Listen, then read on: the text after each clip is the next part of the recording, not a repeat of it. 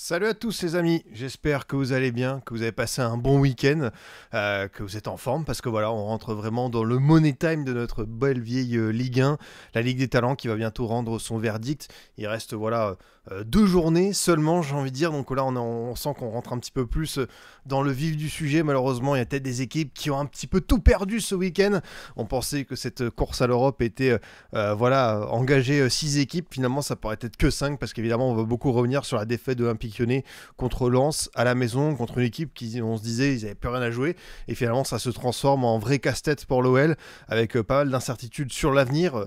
Quelle compétition européenne pour l'OL, on imagine que ce sera peut-être compliqué de jouer à LDC. Je crois que j'ai vu les pourcentages de chance, il n'y a que 6% maintenant de chance de voir l'OL en LDC, donc ça va être évidemment plus que délicat de voir ça. On va évidemment revenir aussi sur le Lille-OM, les performances de Strasbourg, Nice-Monaco qui ont gagné, le PSG qui fausse le championnat, voilà exactement, du bon débat, bien démago comme on aime, et puis bien sûr aussi la course au maintien parce que et Angers et Le Havre ont pris les points qu'il fallait avant les 2 dernières journées qui s'annoncent dantesques pour ces deux équipes avec voilà, ils affrontent que du lourd, hein, que des équipes, c'est Strasbourg, Marseille notamment au programme, et aussi Lyon pour Angers, donc ça va être extrêmement délicat pour eux, et peut-être c'est Saint-Étienne qui malheureusement, même s'ils perdent contre Monaco, c'est pas évidemment déshonorant, mais on sait que accumulé avec beaucoup de défaites et un retard de points plus un goal average difficile, voilà, Saint-Étienne à 4 points de moins que Le Havre,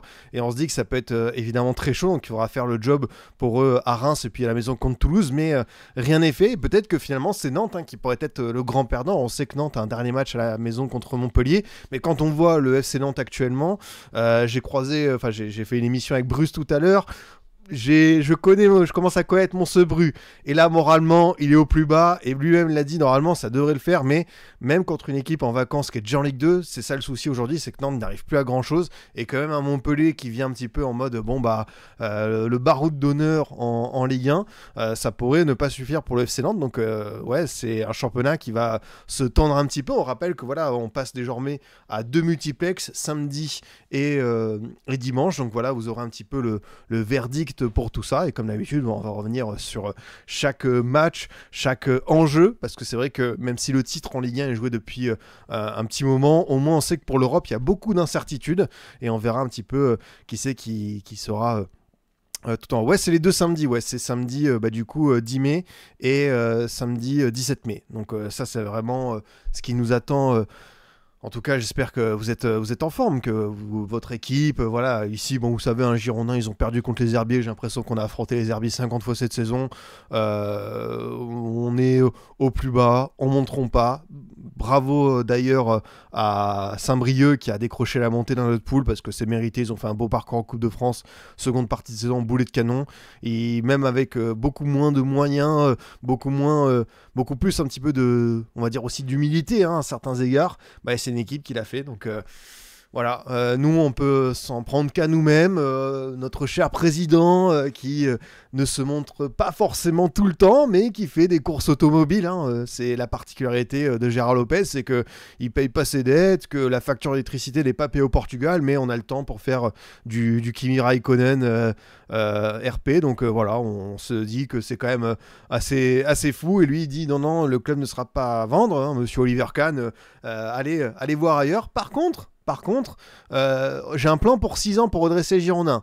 Son plan, en gros, c'est de passer 2 saisons dans chaque division. Donc là, ça veut dire que c'est la première année qu'on fait en N2, la deuxième on monte, ensuite première année en N1, on stabilise puis on monte. Ok.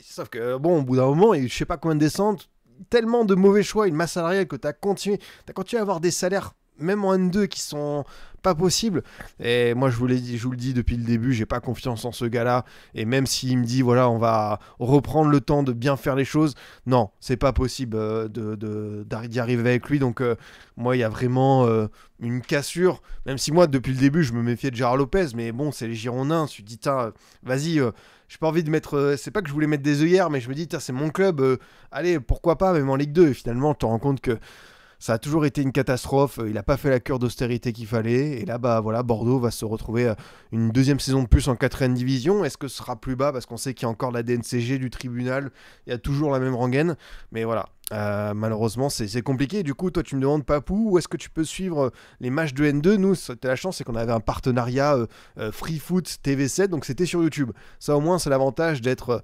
un prolétaire du football, c'est que ton équipe, elle est en 4ème division. Du coup, les matchs, c'est gratuit. Les places, c'était à genre 7-10 € quand je me suis rendu au stade cette saison. Donc, tu vois, on peut prendre des petits plaisirs là où ils sont, parce qu'il n'y en a pas beaucoup à Bordeaux ces derniers temps. Et bon, voilà, vous l'avez bien compris, c'est faire preuve d'énormément de patience pour un jour retrouver, pourquoi pas, l'élite du football français. Mais c'est vrai que quand je vois les scènes de Nancy qui célèbre sa montée en Ligue 2, quand je vois le PFC qui célèbre sa montée en Ligue 1, c'est des émotions que j'espère connaître ou reconnaître un jour, parce que finalement j'ai connu des victoires en Coupe de la Ligue, en Coupe de France, en Ligue 1, des matchs gagnés en Ligue des Champions, donc je vois ce que ça peut faire, un trophée ou des matchs importants remportés. Mais mine de rien, c'est vrai que l'émotion d'une montée, c'est particulier, c'est un petit peu différent, mais dans notre situation, on vit pour ça. Donc j'espère un jour que ça nous arrivera. Ça nous arrivera aussi. En tout cas, j'espère que vous êtes bien installés. Je vois qu'il y a quelques habitués sur le chat comme Thibaut, Bretao qui dit à la collection du train. Force mon gars. J'espère que ça va passer sous ce chat modératrice toujours en poste. Falex, Rico, également Karim. J'espère que vous êtes tous en forme. Falex qui nous dit, t'as quel avis sur le niveau de cette saison? Parce que perso, je trouve que 20-21, 22-23, c'était une meilleure Ligue 1. Mais même globalement, depuis 16-17 et depuis le passage à 18, je suis dubitatif au final. Je trouvais ça comme une bonne décision. C'est compliqué parce que tu cites par exemple la 22-23 ou la 20-21.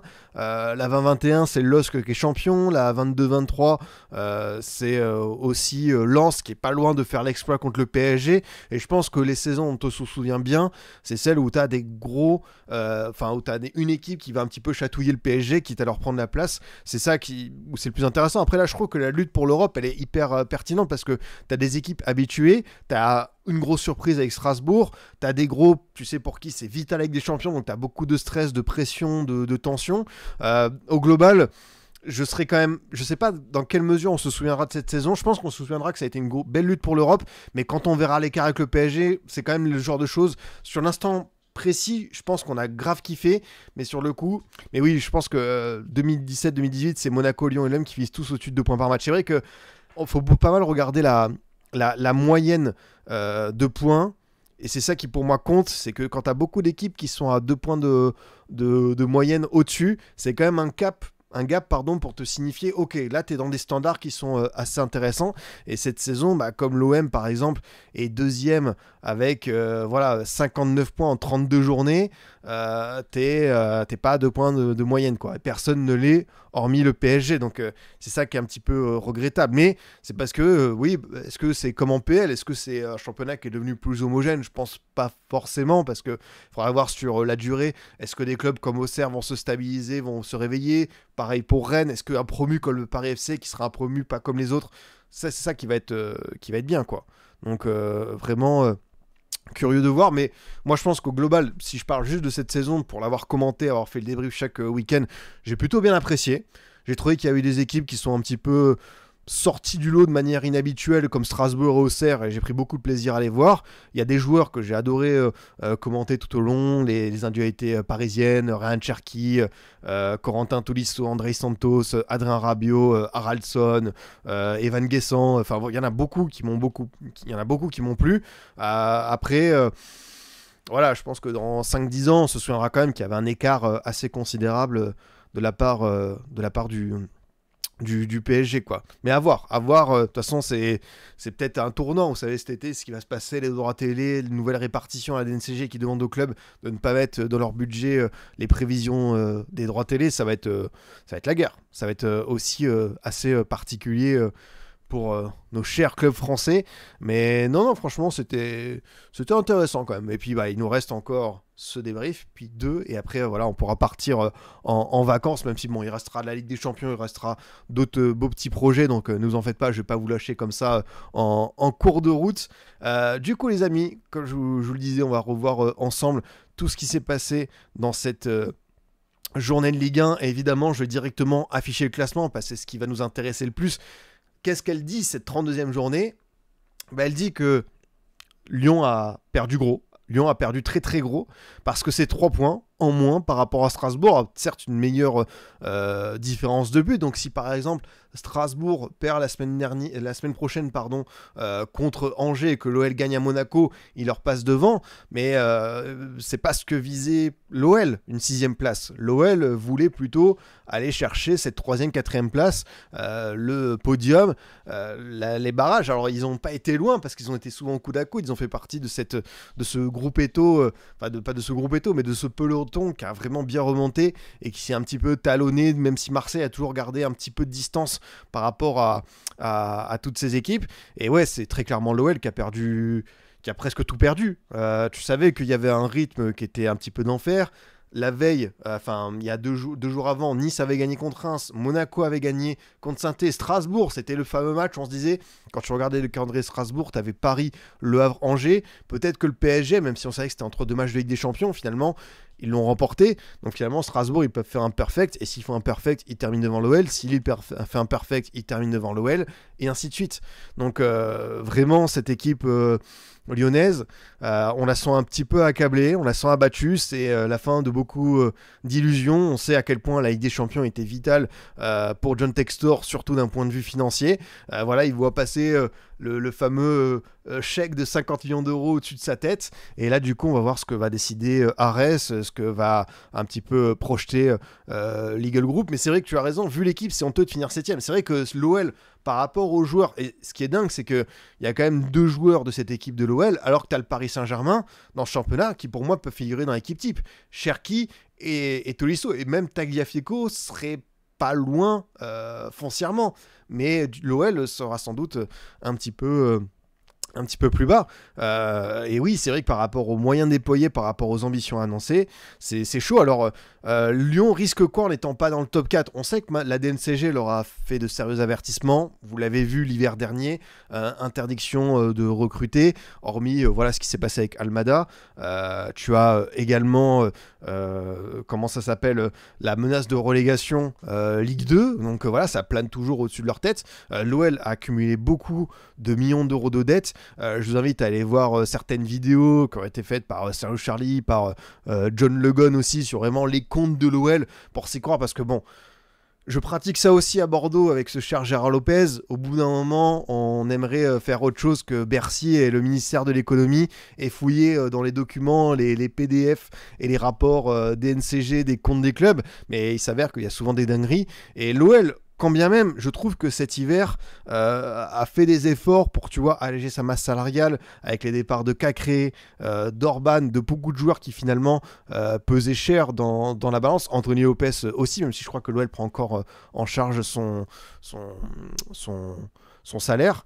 Ouais, c'est très tendu. C'est plus Solas la dette que Textor. L'OL avait encore de la dette, c'est toujours ça. Quand tu rachètes un club, tu rachètes aussi de la dette. Mais John Textor, il y a quand même eu pas mal de tours de passe-passe, tu vois, l'histoire de Botafogo, mais finalement Botafogo, comme ils vont en Coupe du Monde des clubs, je vais récupérer leur chèque de participation pour le mettre à l'OL, et à force de faire des choses comme ça avec la multipropriété, finalement, il s'est mis un petit peu dans le rouge, et je pense que la DNCG, ouais, le contrat de Boateng, ça fait un petit moment, hein, l'ami qu'il était terminé, hein, pareil, tu vois, mais des gros salaires comme Lovren, même si tu remontes un peu plus loin, là aujourd'hui c'est Matic, même si Matic sportivement il t'apporte, Matic c'est 36 ans, et voilà, c'est un salaire à plus de 400 000 euros par mois.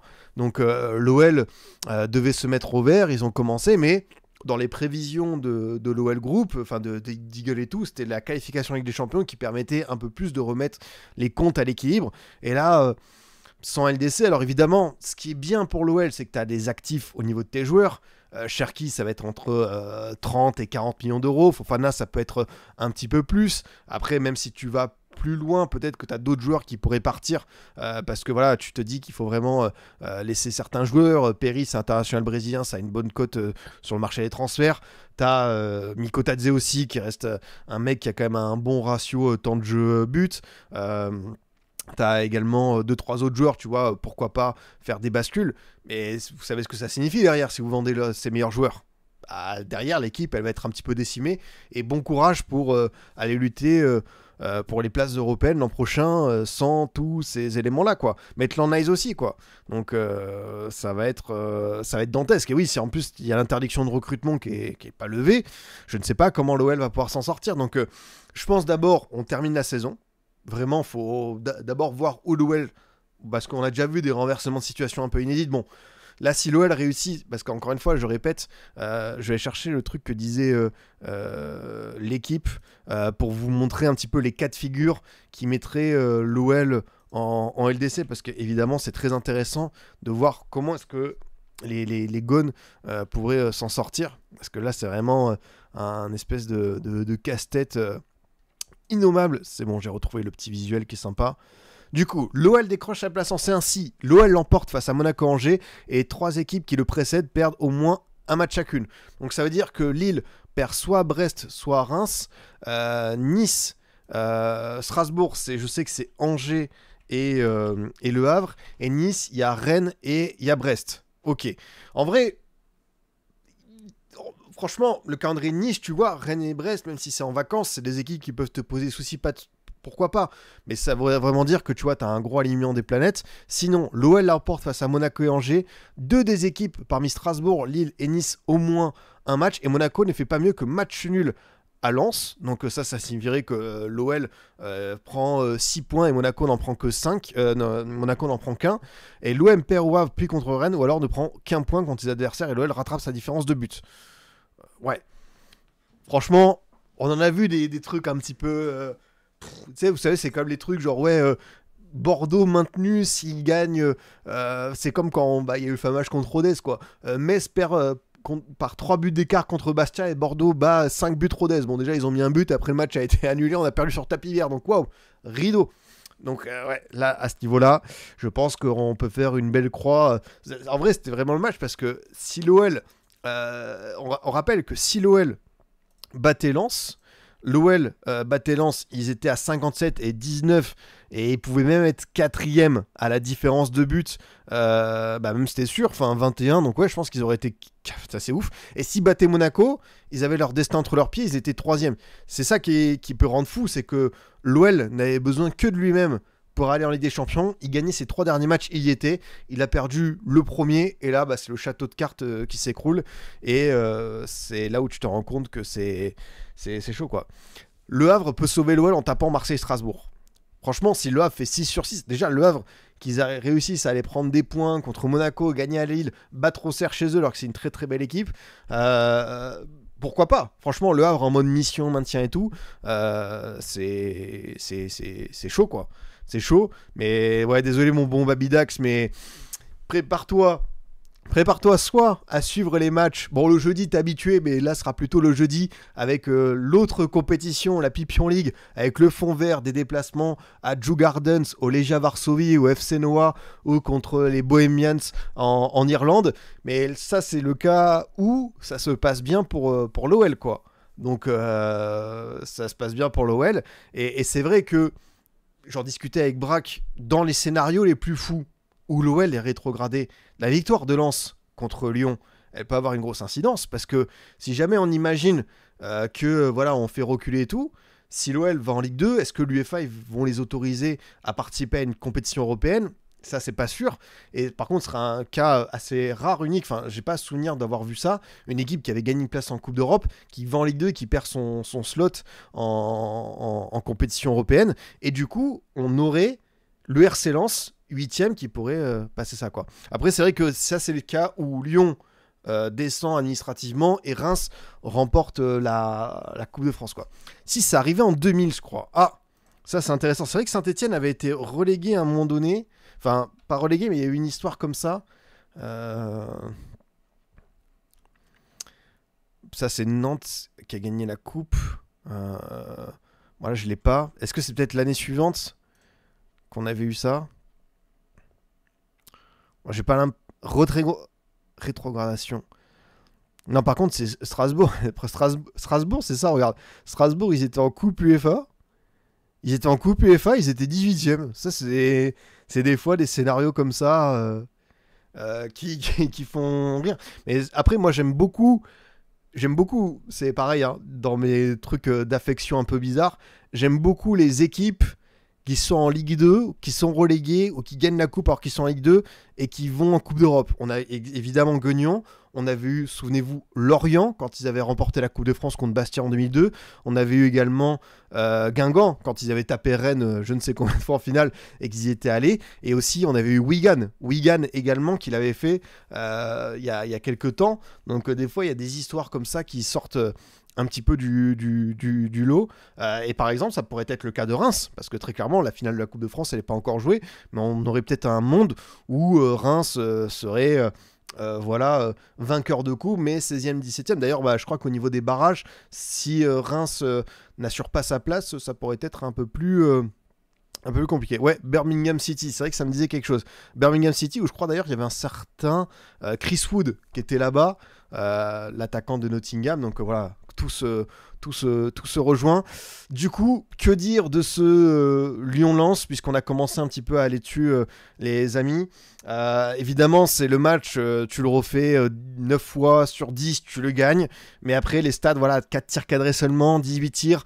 Beaucoup de possession, beaucoup de redoublement de passes, mais finalement, ils n'ont jamais su trop trouver la faille.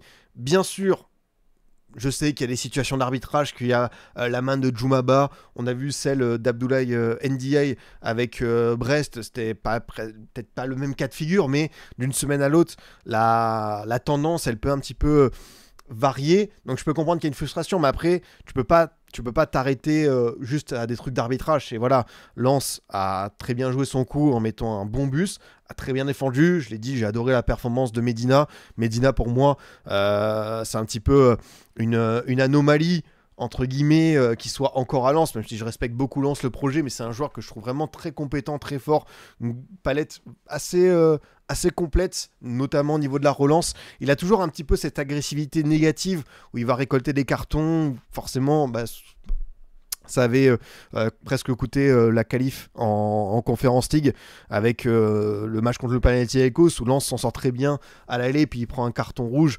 vraiment plus qu'évitable. Mais sinon, moi, je trouve que c'est un joueur qui, quand même, depuis qu'il arrive en Ligue 1, ça fait 5 ans, et je trouve qu'il y a beaucoup de positifs à son égard. Ça parle de l'OM, évidemment, oui, s'il y a une possibilité, après, il faut avoir le prix. Mais moi, je vous le dis, par rapport à ce qu'il me démontre, je l'imagine aussi dans la rotation à 3 de la défense de l'Inter. J'imagine pourquoi pas, parce qu'évidemment, je vous vois venir le Cholismo Medina, c'est vrai que t'as l'impression que c'est un petit peu un de ses fils spirituels. Voilà, Subarashi qui résume bien, c'est le joueur que tu détestes avoir contre toi. Par contre, quand tu l'as avec toi, t'es super content. Formé à Bordeaux, Medina, non. Ça, c'est Gradit qui est passé en jeune par Bordeaux. C'est son partenaire de défense juste à côté. J'aime beaucoup aussi Naoui. Si je parle des Lensois qui, pour moi, peuvent aller très très haut dans cette équipe, Nela Naoui, j'ai trouvé que son match était vraiment bon en termes de régulateur de jeu, de performance. Et lui, s'il va dans un peu plus haut en Ligue 1, je pense que ça peut être assez suffisant. Djoumaba, au-delà de l'épisode de la main, c'est quand même un joueur, à chaque fois qu'il apparaît sur le terrain pour un domicile, je trouve qu'il a quand même des références assez solides. Et l'an prochain, si Lens pouvait prolonger son prêt en provenance de City, je pense que ce serait une bonne chose pour lui, parce que ça reste un jeune joueur, il a pas beaucoup de vécu en pro, et je pense que sur une année complète, il peut beaucoup aider cette équipe. Et après, il y a un joueur, moi, il faut que je m'arrête dessus, parce que je vous avoue que je comprends pas, c'est Andy Diouf. Andy Diouf, il y a un potentiel évident. Voilà, Diouf, toujours la même problématique, s'il fait les bons choix, il ira haut. C'est ça. C'est un joueur, il a vraiment presque tout ce qu'il faut du très bon milieu de terrain moderne, dans la projection, dans les attitudes, dans les capacités physiques, mais dans les 30 derniers mètres, je vous jure que je sais pas, les stats d'Andy Diouf cette saison, ça va être dramatique, mais pour moi, il devrait déjà être à 5 passes D, 5 buts, quoi. Il a vraiment ce potentiel où tu dis normalement s'il fait les bons choix, un but, une passe D, 32 matchs, 78% de titularisation, c'est plus que faiblos, hein. Mais vraiment c'est le genre de match où déjà je comprends pourquoi la cellule de recrutement de Lens, et notamment je pense avec de la data, ils ont vu en lui le successeur de Seko Fofana, parce que c'est vrai qu'il y a un petit peu de Fofana en lui, dans ses qualités de projection, dans ses attitudes. Après, la différence entre Seko Fofana et lui, c'est ce qui se passe dans le camp adverse, dans la zone de vérité. Et là, pour l'instant, il n'est pas encore tout à fait juste dans ce qu'il réalise. Après, c'est 2003, 17 mai 2003, c'est un joueur qui n'a que 21 ans, il va avoir 22 ans là, on le rappelle, 21-22 ans, ça reste hyper jeune à l'échelle du football. Donc le jour où il aura ce déclic, lui, attention, ça peut vraiment péter très très fort. Mais c'est le genre de match contre Lyon où j'ai l'impression que c'est une tendance qui se répète. Ce gars-là, il a beaucoup de très bons en lui. Il n'y a plus qu'à avoir ce déclic. Et ce déclic, pour moi, sincèrement, ça peut juste venir d'un match où vraiment le geste qu'il avait peut-être un petit peu tendance à refaire 100 fois dans sa tête, qui aboutit pas, cette fois-ci il le passe. S'il met un doublé dans un grand match, si vraiment il devient un petit peu un 8 sur 10, un 9 sur 10, là je suis persuadé que ça pourra le faire. Son parcours, Andy Diouf, il est formé à Rennes. Il s'était révélé à Bâle où il avait fait demi-finale de Conference League il y a 3 ans. Et Bâle l'avait acheté 5,5 millions et après ils avaient vendu, il a fait la bascule 14 millions à Lens.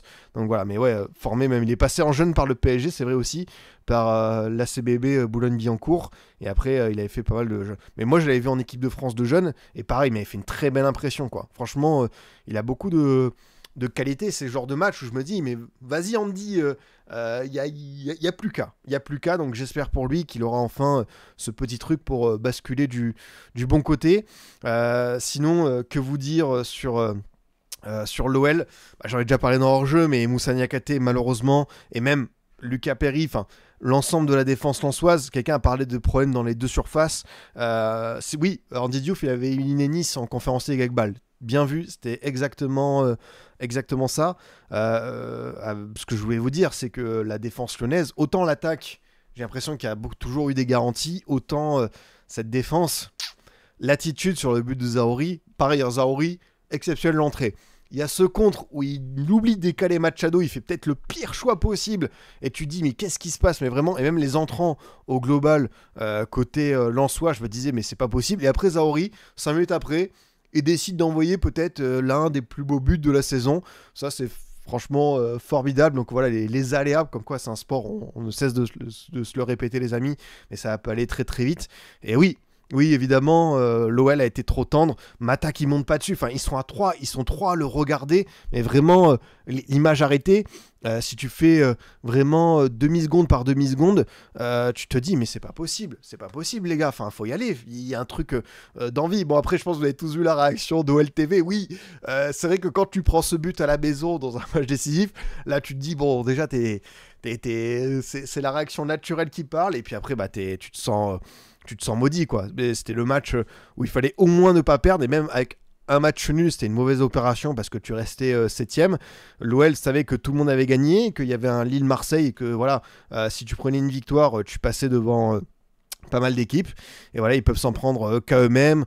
Tolisso, c'est un match qui a été difficile pour lui. Cherki aussi, je pense à un match où il n'a pas réussi à trouver pas mal de combinaisons, parce qu'en fait ils ont essayé beaucoup justement dans ces petits espaces, mais franchement c'était tellement resserré derrière. On a vu l'OL beaucoup tenter sa chance de loin, et autant il y a des matchs où ils ont réussi à très très vite trouver la faille, parce que peut-être qu'il n'y avait pas, on va dire, des bus qui pouvaient être comme ceux de Whistle mis au Groupama Stadium, mais même sur des défenses resserrées, je trouvais que l'OL avait été inspiré. Je me souviens d'un match à Auxerre, au niveau des séquences collectives, c'était beaucoup plus fluide.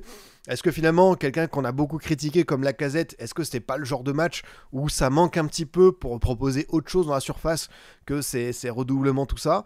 Ouais, c'est compliqué, hein, parce que même... Je peux aller plus loin, mais Malik Fofana, j'adore le joueur, mais Malik Fofana, je le préfère presque en super sub.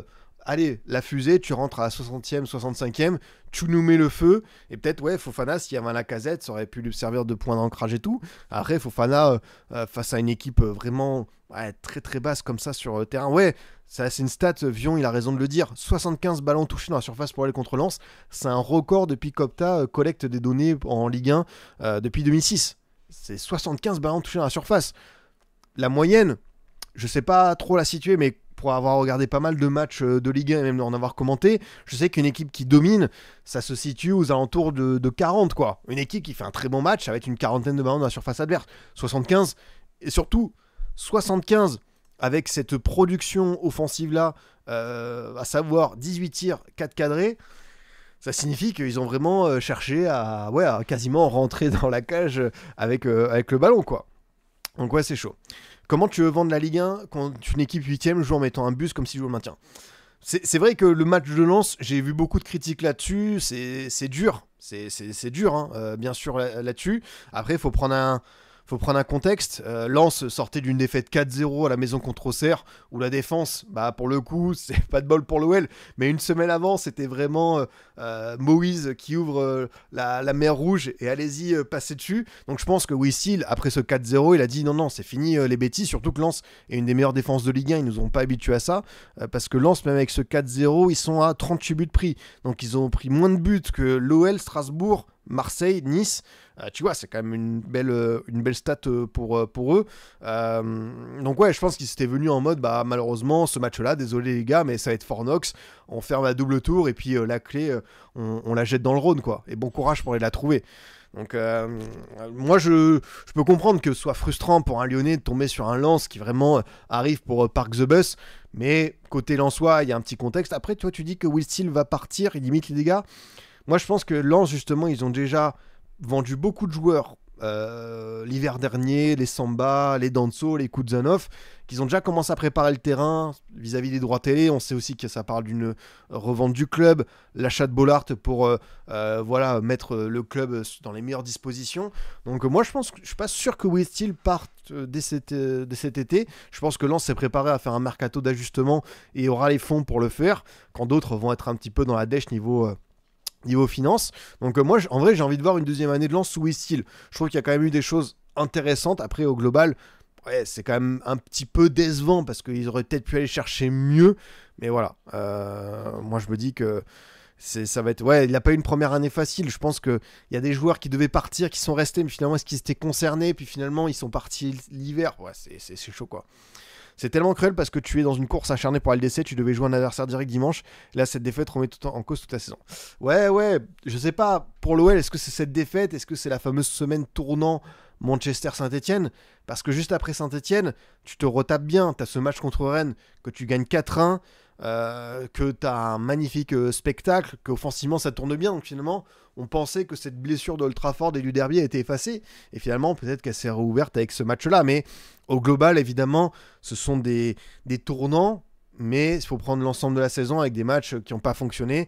Moi, je le redis, je pense que ce qui a tué pour moi l'OL, c'est le mercato incessant qui a toujours un peu pénalisé les équipes. Vraiment, regardez le nombre de points pris par l'OL en période de mercato et hors mercato. Je vous dis les gars, c'est vraiment un truc déterminant. L'OL en période mercato, ça fait défaite contre Rennes, défaite contre Monaco, victoire contre Strasbourg, scénario ouf. Donc 3 points pris sur 9. Voilà. Parce que l'OL, les derniers temps, le mercato, c'est beaucoup de joueurs, t'es dans le loft, on en fait venir, tu sais pas qui va partir. Enfin, c'est l'équipe, elle commence jamais son mois d'août, son mois de janvier en étant stabilisée. Ça, pour moi, je considère que c'est un souci de ne pas avoir géré ça. Ensuite, t'as victoire contre Montpellier, on sent que ça a été très poussif. Défaite à Brest, 0-0 contre Toulouse. Le match, Nantes et presque Marseille. Allez, on va inclure ça dans tout le mois. Du coup, ça fait une victoire sur 5 matchs, 5 points pris sur 15. Pour moi, l'OL s'est fait tuer là-dessus. Si l'OL avait mieux géré ses périodes de mercato, ils n'auraient pas été dans ce truc-là. Tout est de la faute de Textor. Bah, en fait, à force de vouloir faire du mercato tout azimut et de ne pas gérer certaines choses et de mettre l'équipe dans les meilleures conditions, moi je pense que ce climat un petit peu bizarre à l'OL où l'équipe elle est pas posée début août et Pierre Sage, enfin regardez par exemple Ryan Cherki, il a été réintégré contre Marseille, c'est-à-dire qu'il a manqué les matchs contre Rennes, contre Monaco. Alors est-ce qu'il aurait changé quelque chose? Un joueur, il peut peut-être pas tout transformer, mais ça aurait été quand même quelque chose de positif. Le match contre... Bon, t'avais Mikotadze qui était déjà là. Regardez quand même. Perry, Niakate, Kaetachar depuis ses remplaçants. Abner remplaçant. Cacré, il est parti. Mangala, il est parti. Nouama, il a été installé. Là aussi, c'est vrai que ça leur a pesé lourd dans le sprint final parce qu'il revenait très très bien. Benrama, il est parti. Ensuite, sur le banc, t'as des joueurs... Adrieson, il est plus là. Gift Orban, il est plus là. Mamadou Diawara, il est plus là. Mamba Baldé, il est parti. Enfin, t'as l'impression que 50% de l'effectif que tu voyais contre Rennes au début de saison, c'est plus le même. Donc, ouais, moi aussi, je trouve que c'est quand même quelque chose. Si je devais faire l'ensemble de la lecture lyonnaise, je pense que ça a été un petit peu... c'est ça qui les a pénalisés dans leur envie d'aller chercher avec des champions, de faire des trucs bien, parce que finalement, on se le redit, Mercato d'été 3 points sur 9, Mercato d'hiver 5 points sur 15. Voilà, là t'as perdu, t'as pris que 8 points sur 24 possibles. Bah, voilà, je pense que pour moi, c'est mon explication. Évidemment, il s'est passé beaucoup de choses. Pierre Sage, Fonseca, t'as également l'élimination en Coupe de France, t'as plein de choses. T'as énormément de choses délicates. Et maintenant, qu'est-ce qui attend l'OL? On a commencé à l'évoquer. Ouais, c'est beaucoup d'incertitudes. C'est l'ombre de leur relégation, de grosses sanctions de NCG, d'interdiction de recrutement, de voir tes meilleurs joueurs partir. Bon courage aux supporters lyonnais. Si vous voulez, j'ai quelques petits tips, que ce soit sur suivre une saison de Ligue 2 sur beIN Sport ou même à 3-4 étages en dessous. Venez, on est bien, mais c'est vrai qu'on a tous le sentiment qu'on va vivre des heures plus que compliquées du côté du 69. Et ouais, on se retrouvera en National 112, si tout va bien. Si tout va bien, c'est là où qu'on se donnera rendez-vous, quoi. Ils ont eu combien de coachs? 3-4. Non, mais c'est vrai que quelqu'un l'a dit, c'est ouf de se dire à quel point ça va vite. Au début de saison l'an dernier, l'entraîneur de l'Olympique Lyonnais, c'était Laurent Blanc. T'as l'impression que, tu sais, ça remonte déjà à 4-5 ans, quoi. Et pourtant, c'était juste l'an dernier. Laurent Blanc, Fabio Grosso, Pierre Sage, Fonseca. T'as connu 4 entraîneurs en 2 ans avec un coach qui a été dépassé comme Laurent Blanc, un accident, on peut pas dire industriel, mais quelqu'un qui n'était pas fait pour ce contexte-là, Grosso, une belle trouvaille avec Pierre Sage, et puis Fonseca, l'opportunité de marché qui finalement t'aura pas permis de faire la bascule du bon côté. C'est chaud, c'est chaud, c'est chaud. Donc on verra ce que ça va donner. Après, ce qui est dingue, c'est que moi, je me dis aussi que l'OL peut gagner à Monaco, et voilà, pourquoi pas espérer l'impensable. Mais c'est sûr que cette victoire, elle te fait un gros mal de crâne, donc on va voir un petit peu tout ce qui va se dire, quoi. Ça va être assez chaud. On y va pour le reste des matchs. C'est vrai que là, on a fait une bonne demi-heure sur l'OL. Après, je pense que, évidemment, c'était un peu l'événement. C'est l'OL qui perd tout ce week-end, parce qu'on a un sentiment, encore une fois, que ça va être très très compliqué de rattraper devant. Parce que, voilà, à la limite, si tu termines 6ème, allez, tu seras en Europa, pourquoi pas. Mais là, ça veut dire que tu dois compter sur des faux pas d'à peu près tout le monde. C'est là où tu te dis que ça va être quand même plus que tendu, cette histoire. On avait quand même un gros match, les amis, pour ce dimanche soir, ce Lille-OM. Dernier match que j'ai pu commenter avec Braque sur DataZone. Donc voilà, on était un petit peu impatients. On était dans cette ébullition du sprint de finale. Bon, le match était assez soporifique, surtout à cause de Lille, qui a vraiment pas fait grand-chose contre un OM que j'ai vu, pour le coup, beaucoup de signaux positifs, notamment dans le jeu, dans l'implication de Greenwood, dans certaines séquences collectives, et même la défense, parce que il y a le but qui est concédé après une erreur de Roulis, mais finalement je trouve que défensivement l'OM a fait plutôt un bon match dans l'ensemble, donc frustrant pour les Marseillais de repartir qu'avec un point, mais c'est vrai que tu pouvais signer, c'est ça, exactement. Encore une fois, je signais avant le match pour le nul, mais au vu du match je suis dégoûté. Je peux comprendre ton... Ouais, la première mi-temps, il fallait vraiment s'accrocher. C'est vrai que la première mi-temps, je crois que j'ai vu la stat, c'était 0-0-2 d'XG pour le LOSC et 0-0-4 pour l'OM.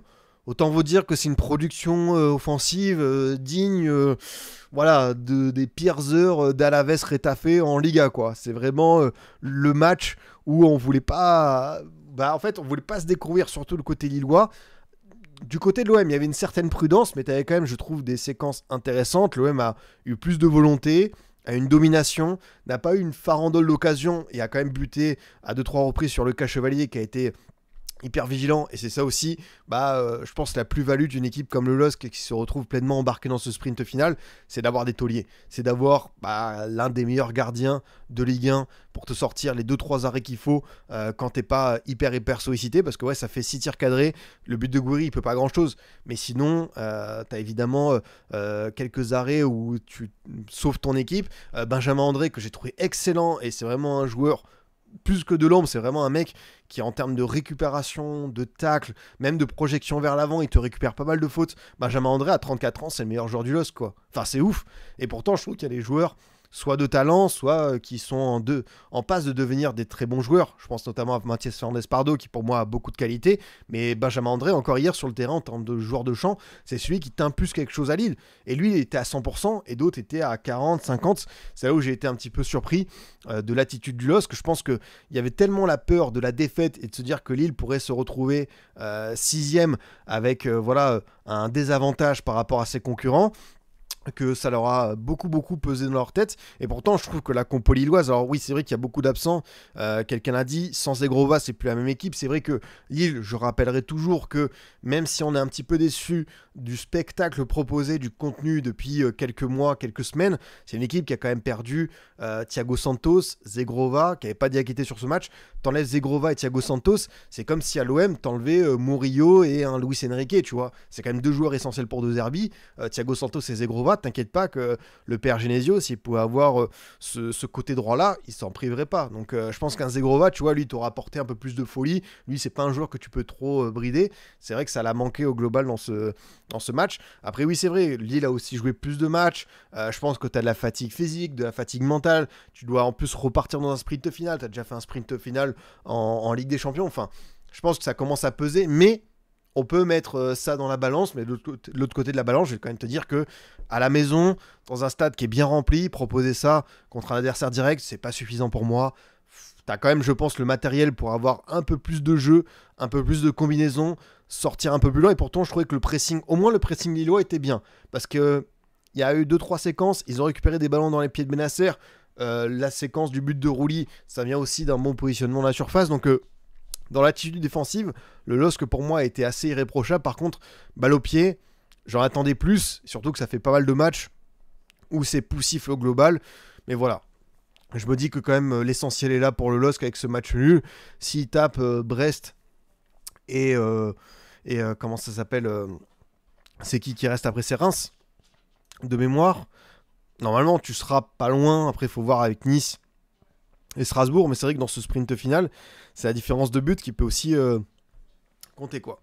Même au moment de l'égalisation, le stade s'enflammait, mais on n'a même pas été en danger par suite. Alors, t'as pas été en danger, t'as quand même cette action de David qui tente à une frappe un peu improbable, qui passe au-dessus de la barre transversale de Rouli. À ce moment-là, je me suis dit, t'imagines, en 5 minutes, ça peut tout changer, et Lille, sur 2-3 rien, des bribes de situation, ils peuvent passer devant. C'est là où tu dis que c'est aussi le mérite des équipes comme ça, efficaces, qui savent gérer leur momentum pour vraiment te passer devant. Et c'est vrai que ça aurait été très très dur, parce que pour l'OM, ça aurait été un véritable braquage. Mais voilà, le LOSC a essayé quand même de terminer un peu mieux le match, mais même au global, j'ai vu des changements intéressants, mais ça suffisait pas pour aller chercher cette équipe de l'OM. Et ouais, l'OM, encore une fois, quelqu'un l'a dit, il est tournant Luis Garcia. C'est vrai que depuis le match de Monaco, il a été réinstallé. Bah, c'est très bon, c'est très propre. Il y a la séquence du but où il a l'initiative avec la passe pour Rabiot qui sert très très bien Gouiri. Rabiot, encore une fois, excellent. Greenwood, je l'ai dit, j'ai trouvé son match dans l'implication collective très bon. C'est peut-être son meilleur match dans cet aspect-là. Beaucoup de bonnes passes, beaucoup de bons dédoublements avec Murillo. J'ai senti plus connecté aux autres, même si sur 90 minutes, il y a toujours des phases où il va un petit peu disparaître, se mettre dans sa bulle. Mais sinon, je trouvais que c'était pas mal du tout. Gouiri, chaque ballon qu'il touche, il est bonifié. C'est vraiment un joueur, c'est comme Biarritz à Monaco, c'est une recrue en or sur le mercato hivernal. Et c'est bien. Alors oui, je sais qu'on a déjà parlé de Gouiri, du fait qu'il démarre très très bien ses aventures dans ses nouveaux clubs à chaque fois. Nice, Rennes, et même l'OM, à chaque fois c'est tambour battant. Mais je me dis quand même que Gouiri, il y a des chances que à Marseille, Lille puisse se poursuivre. Après, moi j'ai vraiment hâte de voir cet OM là. Normalement, c'était le match, si tu le perdais pas, là t'as quand même encore un joker. Enfin, même pas de joker, mais t'es plutôt sûr. Si tu gagnes contre Le Havre et Rennes, t'es en LDC, si tu fais 4 points sur 6, tu seras peut-être pas loin aussi de le faire. Donc non, vraiment, cette équipe marseillaise, moi je trouve que au global, on a beaucoup parlé. J'avais dit, c'était le piège à éviter cette saison avec un match par semaine, pas de Coupe d'Europe, c'est de pas faire de la culture de l'instant, faire d'un match un instant de vérité. Si on prend l'ensemble de la saison Marseille, je la trouve vraiment bonne, encourageante pour la suite. Évidemment, il y a des défauts. 11 erreurs individuelles qui ont amené un but, c'est le plus haut total de Ligue 1 cette saison, c'est une anomalie pour un dauphin. Je pense que c'est le genre de stat que tu vois jamais. Pareil pour le nombre de buts encaissés, plus de 40, c'est quand même super chaud. Il y a des joueurs qui ont peut-être pas encore tout à fait le niveau pour rester l'an prochain, surtout si tu as de la LDC. Mais franchement, au global, je trouve que l'OM de De Zerbi a posé des bonnes bases pour l'an prochain, et que c'est une équipe, on aura hâte de la suivre. Alors évidemment, je pense qu'ils ont bénéficié, on le dira toujours, du fait d'être tranquille les mardis, mercredis, jeudis. Et voilà, fallait aussi en profiter de ce calendrier assoupli.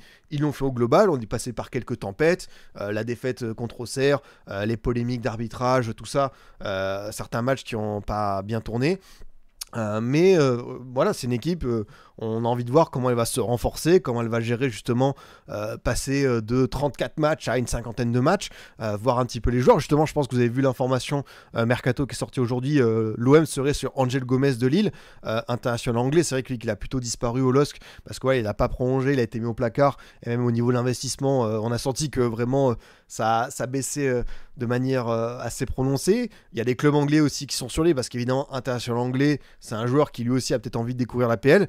Mais c'est vrai que si tu as l'opportunité pour moi de signer Angel Gomez libre pour de la rotation et tout, un joueur qui connaît bien la Ligue 1, qui pour moi est De Zerbi compatible, c'est vrai qu'en première recrue, ça me paraîtrait plutôt une belle opportunité. Donc à voir ce qui va se décider. C'est vrai que moi, Angel Gomez, par rapport à ce que j'avais deviné pour son avenir, je me disais que finalement à Lyon, comme il connaît bien Fonseca, c'est un coach qui l'a fait beaucoup progresser dans le double pivot de l'OL, il aurait été idéal. Mais bon, vous savez que maintenant l'OL, il n'y aura sans doute pas de Coupe d'Europe, enfin pas de Ligue des Champions, on s'entend bien, des difficultés financières à signer les joueurs. C'est vrai qu'Angel Gomez, t'as l'impression que c'est capoute. Par contre à Marseille, c'est vrai que si lui, il n'est pas trop pressé pour aller découvrir la Première Ligue, je me dis pourquoi pas, ouais, ça peut être une vraie belle opportunité. Et ouais, l'OM a fait un très bon match, hein. Ulysse Garcia c'était bon, même Kondogbia j'ai bien aimé, Murillo, Greenwood, Højbjerg c'était bien, Rabiot très très bon, Gouiri j'ai dit chaque ballon c'est fort. Donc non, franchement cet OM là, moi il m'apporte encore des belles garanties. Je pense que ce sera un deuxième solide qui va pas trembler. Et maintenant il n'y a plus qu'à, encore une fois on sait que ce sera un peu la folie du mercato. Faut pas démanteler tout ce qui a été fait, je vous le dis encore, hein. Je pense qu'il y a un petit peu de retouches à faire, peut-être aller un joueur par ligne, peut-être aussi, bien sûr, la profondeur de banc. On a pu voir que certains moments c'était limité. Attention à la défense, hein. Je pense qu'en défense, c'est là où pour moi ça va être vraiment le point crucial pour recruter. Mais c'est sûr que ça annonce. Moi, je suis plutôt optimiste pour la suite, quoi. Je me dis que cet OM-là a de quoi être serein, et surtout, enfin, un projet à moyen terme. C'est vrai qu'à Marseille, on a beaucoup changé de coach, on s'est enflammé, on s'est désenflammé, et je me dis qu'avoir un De Zerbi qui reste pour un cycle au moins de 2-3 ans, c'est bien. Je pense que c'est ce qu'il fallait à l'OM, enfin trouver le coach qui peut rester un petit peu dans cette équipe. On sait qu'à tout moment ça peut dégoupiller, mais là j'ai l'impression qu'avec, en plus en partant à Rome, faire le retiro, tout ça, il a canalisé un petit peu son groupe, ça s'est rapproché, et c'est bien, c'est bien. Voilà, le séjour à Rome, je pense que ça leur a fait du bien, exactement. Du coup, il nous reste quelques matchs à voir, les amis. Évidemment, il faut qu'on parle du reste des équipes qui jouent leur place pour la LDC. Évidemment, on va aller sur ce Strasbourg PSG. Alors bon, je vais vous épargner le débat. Est-ce que le PSG faut ce championnat? Je pense que vous l'avez vu sur Twitter, vous l'avez vu dans les émissions. Vous connaissez mon avis. Moi, enfin, je vais pas vous faire un dessin.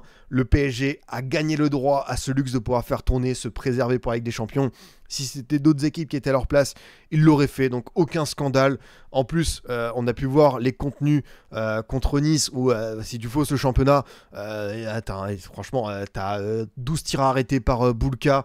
T'as le mec qui est pas loin d'avoir un 10 sur 10 dans l'équipe. Donc voilà. Et même sur ce match, en mettant des titis parisiens le banc, tu domines Strasbourg. T'es pas loin d'égaliser en seconde période. Mais je pense que le match nul aurait été plutôt logique vu la physionomie du match. Donc non, il fallait faire mieux avant. Encore une fois, je reprocherai jamais aux équipes de Ligue 1 derrière le PSG de terminer derrière, parce que voilà, c'est une autre dimension.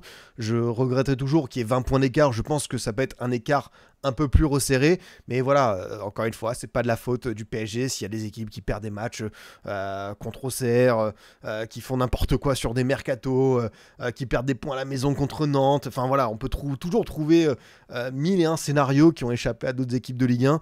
Donc voilà, il fallait qu'on fasse le taf avant, exactement. Après oui, certains ont dit ouais, mais c'est le calendrier qui fait que non.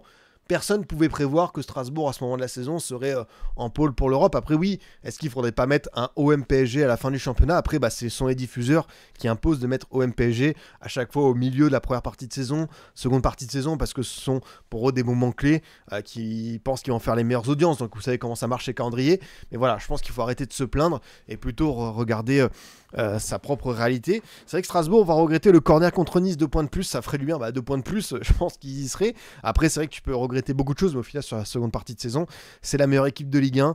Ils sont invaincus depuis 12 matchs désormais, ça continue. On savait que ce PSG-là, ce serait une étape, un beau tournant quand même, parce que même si c'est un PSG bis, t'as quand même montré, je trouve, de très très belles qualités. Seconde période un peu plus difficile, mais encore une fois, sur les sorties de balles, sur les intentions, le but de Le Maréchal, j'ai adoré l'activité d'Habib Diarra, très très bon. Attention aussi à pas mal de joueurs qui m'ont apparu un peu soit blessés, soit un petit peu sur les rotules. Diego Moreira, Sarr, je pense aussi peut-être à André Santos. Il y avait beaucoup de fatigue côté strasbourgeois à la fin du match, donc à voir si contre Angers ça va être le même 11 ou si tu auras un petit peu de changement, mais de la part de Rosseignor, jusqu'au bout cette équipe aura été enthousiasmante. On a envie de voir où est-ce qu'elle termine. Si elle termine dans les 4, là c'est vraiment inédit, inouï. On se dit que finalement Strasbourg, pour aller pas à pas dans leur projet, la conférence ou l'Europa ce serait mieux, mais au final s'ils terminent dans ces 4, à voir. Alors est-ce que Chelsea et Strasbourg peuvent jouer les deux la LDC? C'est une très bonne question.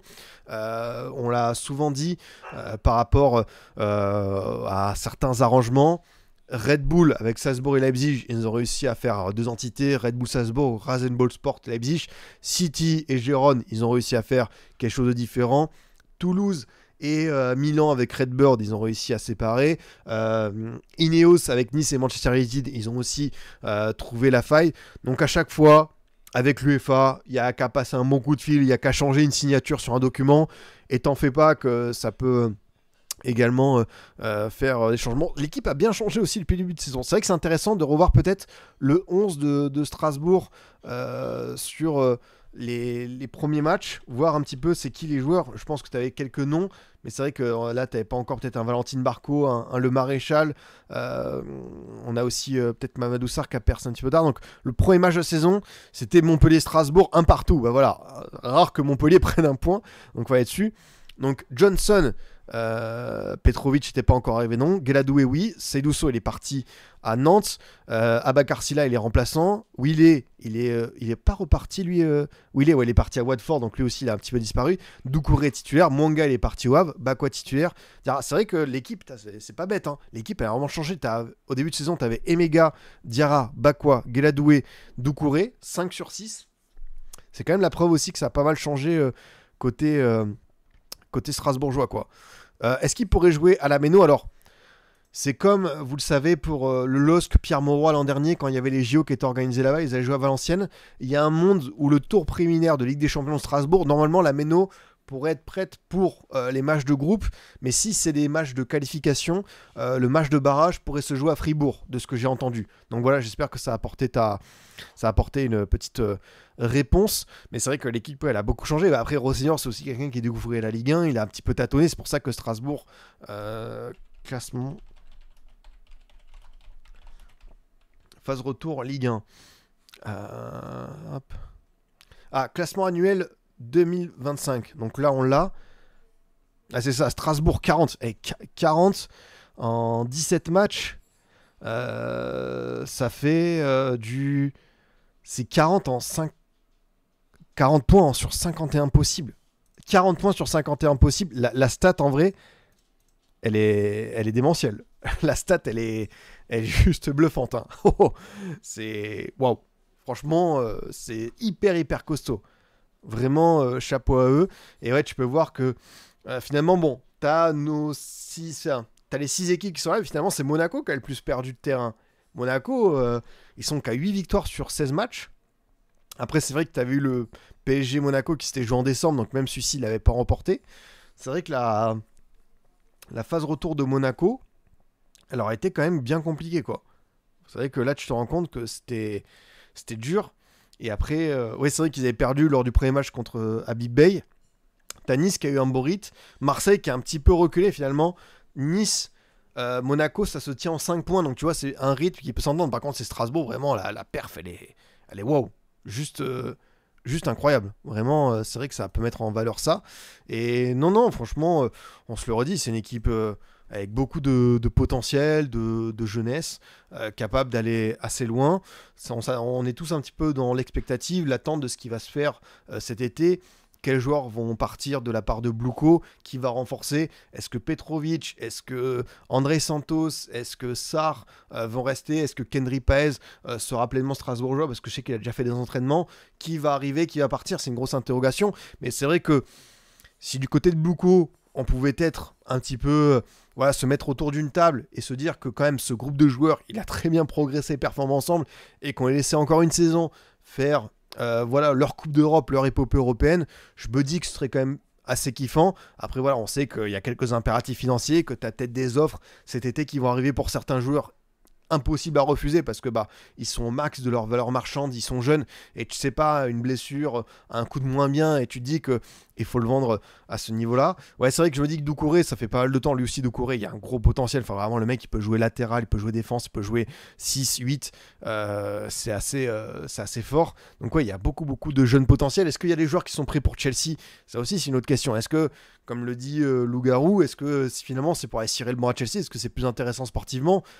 Non, mais dans ce sens, je me dis que ce serait bien de garder au moins un petit peu d'ossature. Je suis pas naïf, je pense que sur ces 11 joueurs, il y en a peut-être 2, 3, voire 4 qui ne seront plus là l'an prochain. Mais si tu réussis à garder un patron par ligne, au moins tu auras une bonne base. Parce qu'en plus, on a vu les images, le groupe vit bien, le vestiaire vit bien. Donc ça, c'est un avantage. Côté PSG, écoutez, cette rotation, le PSG est quand même devenu la première équipe du top 5 européen à aligner 4 2006 dans ses rangs. Donc Mayolu, Mbaye, enfin 2006 et plus, on s'entend parce que Mbaye c'est un 2008, donc Mayolu, Zaïre Emery, Axel Tape, que j'ai bien aimé d'ailleurs, que j'ai trouvé intéressant comme jeune joueur derrière à la relance, et Mbaye. Et puis on savait que évidemment la priorité c'est ce qui va se passer mercredi. Oui, Rosseignor est nommé dans les trophées UNFP, les gars. Évidemment, c'est plutôt sur deux Herbie et comment ça s'appelle, Pélissier, que c'était un petit peu plus douteux de pas aller voir dedans. C'est toujours les débats qu'on peut avoir. Salut Bretao, merci beaucoup mon pote. Lucas Hernandez, la saison post. De toute façon, là, c'est vraiment un 11 un petit peu expérimental. En même temps, tu te dis, bon, qui c'est qu'on va pouvoir garder pour la rotation l'an prochain, qui peut encore compter. Tu te rends compte que Kanguinli, il est sorti à la mi-temps, le pauvre, c'était quand même très compliqué au global la deuxième partie de saison. Gonzalo Ramos, tu te dis que Luis Enrique, il évolue 109, et en plus, quand il est là, en tant que titulaire, super sub, j'ai rien à dire. Mais en tant que titulaire, t'es un petit peu dubitatif. Lucas Hernandez, t'as l'impression que c'est peut-être la blessure de trop, que c'est quand même assez compliqué pour lui. Beraldo pour la rotation, pourquoi pas. Safonov aussi. Mais oui, tu te dis que si le PSG doit faire un petit peu de mercato l'an prochain, sera peut-être plus sur cette profondeur de banc. Moi, je trouve le 11 de départ assez intéressant. T'as toujours un, deux postes où tu dis, tu peux peut-être aller chercher plus haut, mais dans cette idée de collectif, de jeunesse, de progression de la part de Luis Enrique, je pense que l'an prochain, le mercato sera dédié à des joueurs, je vais pas dire de rotation, mais plus de compléments qui font partie de ce vaste puzzle. Et c'est vrai que ce PSG-là, mais encore une fois, je répète, même en ayant fait tourner, en ayant mis l'équipe B, voire C, c'est quand même un PSG qui a mis à contribution Petrovic, qui s'est créé plus de un 50 XG. Donc Ramos, t'en penses quoi? Ramos, je l'ai dit, je pense qu'en tant que titulaire, ce sera pas le cas sous Luis Enrique. On l'avait avec Kolo Muani, ça l'a pas fait. Ramos, je pense qu'il commence à se rendre compte que il n'aura pas cette opportunité d'être à 100% numéro 1. C'est dur pour lui parce qu'il est arrivé, il a connu plusieurs choses. Il a connu un virus qui lui a fait perdre 10 kilos. Ensuite, il n'a pas été dans les plans, il est revenu, mais finalement, faut qu'il parte. J'ai envie de dire, dans l'intérêt du PSG, avoir un 9 de rotation comme ça, c'est quand même un super luxe. Et si tu peux le garder au cas où sous la main, c'est quand même chouette. Par contre, en vrai, pour lui, c'est un peu, il est en train pas de stagner, mais tu vois, je pense qu'il doit aller dans une équipe où il sera numéro 1. Le problème, c'est que y a un beau salaire, c'est qu'il y a un gros transfert. Sous quelle modalité sera le transfert? Qui peut être intéressé par un Gonzalo Ramos qui a des grosses qualités de buteur, de finisseur, mais qui collectivement, c'est pas le plus simple, tu vois, à justement imbriquer dans un 11. Donc, c'est ça, en fait, je pense que Ramos, il jouera jamais avec ce dispositif-là. Il jouera les matchs de Coupe de France, il jouera ces matchs de Ligue 1 entre deux tours, etc. Mais sinon, pour refaire une saison titulaire en jouant 40 matchs, Luis Enrique, Ça va être trop chaud. Il devient quoi, Gyökeres? Bah, Gyökeres, ça va, il fait sa saison à quasiment 60 buts, donc il est bien. T'inquiète pas il est très très bien, quoi. Non, on sent qu'il a le potentiel, qu'il n'est pas en confiance quand il joue pas. Ah, c'est vrai qu'il y a des occasions, notamment la première qui met presque tête comme ça, épaule, qui est pas évidente. Puis après l'occasion, Petrovic sur un bel arrêt réflexe. Mais voilà, un Ramos en confiance, je pense que sur le match de Strasbourg, il peut finir avec un doublé, un triplé. Et là, c'est toute la différence sur la période difficile qu'il traverse. Mais Ramos, c'est quoi? C'est quand même 14 buts en 33 apparitions, avec un temps de jeu où il n'est pas tout le temps titulaire. Donc ça reste un beau ratio. Mais je pense que pour lui, un club comme Milan, peut-être. Après Milan, ils ont quand même pris Santiago Jiménez. Donc c'est... Voilà, ils ont quand même pris un neuf, tu vois, pour construire sur 3-4 ans. Je sais pas trop quel type d'équipe ça pourrait être le cas. Intéressant de voir dans quel registre. Est-ce qu'on peut peut-être imaginer, je dis peut-être une bêtise, hein, mais est-ce qu'il pourrait pas rejoindre l'Atlético en prêt? Parce qu'on sait que l'Atlético aime bien évoluer avec plusieurs attaquants. Comme Griezmann, il va peut-être partir. Peut-être qu'il y a une place aux côtés d'Alvarez qui va se libérer. Naples, Lukaku, ils l'ont acheté. Hein. Ils l'ont acheté 25 millions d'euros, je sais plus, 30 millions d'euros. Mais Lukaku, il appartient bien à Naples. Ouais, après, je pense que Ramos, il y aura quand même... qui va être 80 millions? Personne. Par contre, tu peux être sûr que ce sera d'abord un prêt avec option d'achat. Et après, ils diront, bon, on peut prendre en charge le salaire. Par contre, l'option d'achat, on verra si ça se passe bien ou pas, quoi. Mais ouais, c'est vrai que son avenir, il va être assez intriguant. Je pense que, ouais, moi je redis, dans l'intérêt du PSG qui reste, c'est pas une mauvaise chose parce qu'avoir un attaquant comme ça, tu peux lancer à tout moment, c'est quand même un beau petit luxe. Par contre, pour lui, c'est assez frustrant. Bah, Gyökeres, où est-ce qu'il ira? Ça parle de Manchester United évidemment avec Amorim. Il faut voir si United ils vont en Ligue des Champions ou pas aussi. Hein. Je pense que ça peut conditionner quelque chose. C'est vrai qu'on a oublié pour Gonzalo Ramos la piste Wolverhampton qui est aussi, je pense qu'avec la fameuse connexion, c'est peut-être dans le top 5 des trucs évidents. Mais ouais, je pense que ça va dépendre de pas mal d'offres. Ouais, le marché des numéros 9 cet été, il va être encore une fois intéressant. Je sais pas sur un gros jeu de chaises musicales, mais c'est vrai qu'avec Gyökeres, peut-être Ramos, faut voir l'avenir de Kolo Muani. T'as pas mal de mecs qui vont peut-être... un petit peu bouger. Est-ce que Liverpool ils vont pas essayer de prendre un neuf? Est-ce que Isaac va bouger? C'est vrai que ça peut être assez, assez intéressant de se focus là-dessus. On continue notre petit tour d'horizon des matchs de Ligue 1 avec évidemment ce Saint-Etienne-Monaco qui va nous intéresser pour en haut, mais aussi la lutte pour le maintien. Monaco qui a malheureusement perdu Biret sur blessure, qui a été remplacé par Mbolo, qui a d'ailleurs lui aussi été diminué, qui n'a pas pu continuer tout le match, qui est sorti avant la fin, qui était strappé au niveau du genou, qui était compliqué. C'est un petit peu un match où je me disais finalement le chaudron qu'avait porté Saint-Étienne. C'est vrai que je me disais que Monaco, c'est le genre de match où ils peuvent tout perdre. Parce que Saint-Étienne, même si c'est une équipe imparfaite, qui concède beaucoup trop de buts, c'est vraiment, même l'Arseneur, le match, c'est...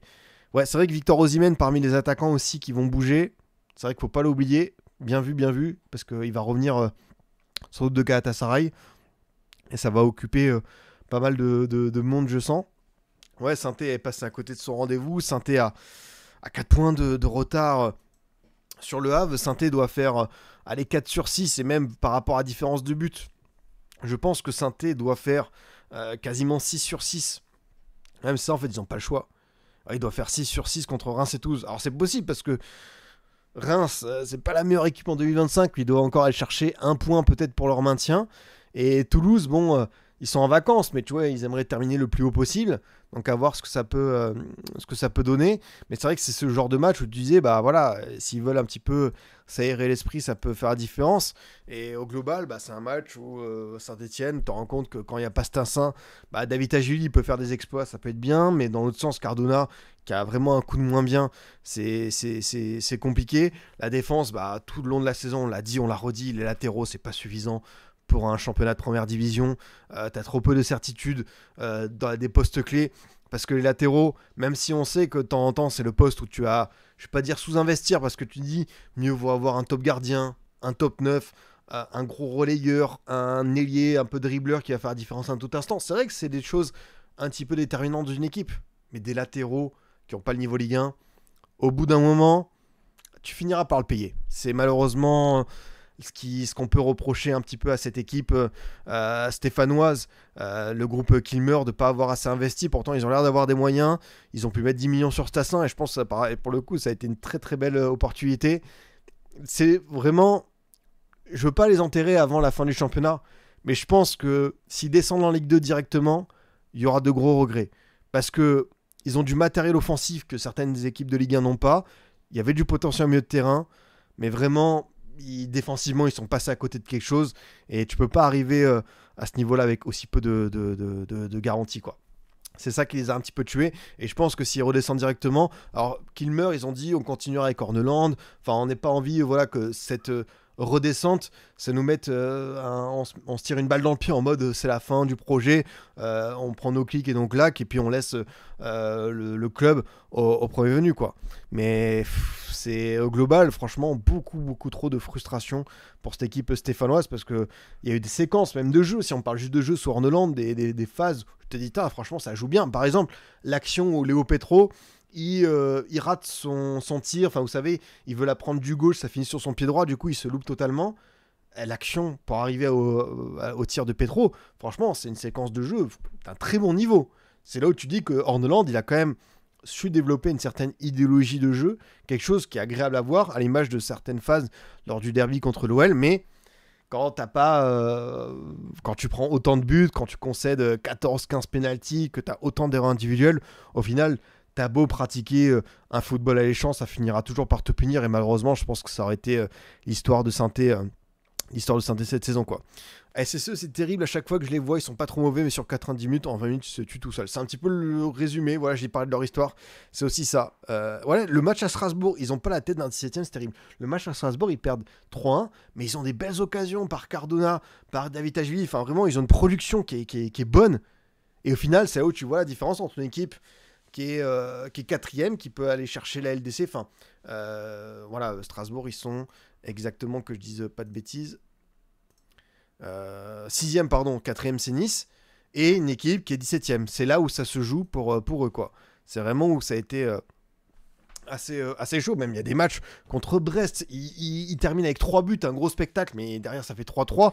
Pareil contre Angers. À chaque fois, tu dis, ils n'ont pas été loin d'eux, et finalement, bah, ils se sont fait à chaque fois tuer par leur défense. C'est ça qui est le plus rageant, frustrant, quoi. C'est qu'ils avaient des joueurs intéressants et performants à chaque ligne, mais là où c'est, je pense, pour un promu le plus décisif, c'est là où ça aura manqué malheureusement. Et Horneland, je pense que voilà, s'il reste pas, bon, je pense que normalement j'ai l'impression qu'il va lui refaire peut-être une saison de plus en Ligue 2, préparer ça. Mais tu dis que saison prochaine en Ligue 2, t'auras pas Bouchoirie, t'auras pas Stassin, t'auras peut-être pas David Ashvili, t'auras pas mal de bons mecs qui vont partir. C'est ça qui est hyper rageant, frustrant, quoi. Parce que tu pouvais l'an prochain peut-être rester en Ligue 1, construire avec ces gars-là, même si je pense que peut-être Bouchoirie, qui est là à Saint-Étienne depuis 3 ans, il aurait fait le tour. Mais ça où tu dis, c'est pas grand-chose voilà, ils sont à 95%, ils étaient pas loin de la vérité, malheureusement. Ces petits détails, ça a fini par les tuer. Côté monégasque, un match où on sent que c'est aussi poussif, que c'est un sprint final, on l'a vu sur la série, 8 victoires en 16 matchs, ça fait nul, défaite, victoire, ça fait victoire, défaite. Enfin, il y a eu assez peu de constance de la part de Monaco, forcément depuis l'élimination en barrage contre Benfica. Mais voilà, t'as le mérite d'avoir un très bel effectif, un Akliouche qui est impliqué sur 2 buts, qui a été très très bon, Balogun aussi, qui n'avait pas marqué depuis pas mal de temps, qui lui a marqué le but qu'il fallait à 2-1, même Mousrati, c'est vrai que pareil, Saint-Étienne, tu vois, il marque un très beau but par David Ashvili, et quelques instants après, Mousrati, avec la frappe, les contres, l'Arseneur qui se fait prendre, c'est terrible. T'as l'impression qu'ils ont pris à chaque fois des buts, je vais pas dire gag, mais t'es pas loin. Et même Zachary au milieu de terrain, côté monégasque, ça fait partie de ces joueurs. Vraiment plus. C'est un très très bon milieu de terrain. Moi, j'ai toujours beaucoup estimé depuis son arrivée à Monaco. Balogun, je suis quand même déçu. Oui, Balogun, au global, sa première saison, elle était hyper... pas dire hyper décevante, mais un petit peu médiocre par rapport au prix, par rapport aux attentes qu'on avait. Cette saison, c'était mieux. Il a eu une très bonne période où il avait marqué 3 buts en 5 matchs, et après, il a eu sa blessure à l'épaule, une rechute contre Marseille, et il a fait plusieurs mois sans jouer. Et au mercato d'hiver, tu vas prendre Biret, qui attire toute la lumière sur lui, qui met 13 buts en 15 matchs, qui est dans le top 10 des mecs, des buteurs de Ligue 1, alors qu'il est arrivé en janvier. Donc c'est sûr que Balogun, il est passé 3ème dans la hiérarchie, mais j'ai pas envie non plus de l'enterrer définitivement, parce que c'est quand même un joueur qui a des qualités. Faut voir quel rôle ça va partir, mais c'est vrai qu'on a parlé du marché des numéros 9 tout à l'heure. Pourquoi pas un Balogun aussi qui pourrait partir, parce que est-ce que Balogun se contentera d'un troisième rôle, parce que c'est vrai que l'attaque Biret-Mbolo, je trouvais qu'elle avait bien tourné. Même Monaco, il y a 3-4 joueurs qui vont partir cet été. Bah, tu sais que dans les 3-4 joueurs qui vont partir, t'assures Akliouche par rapport à sa valeur marchande.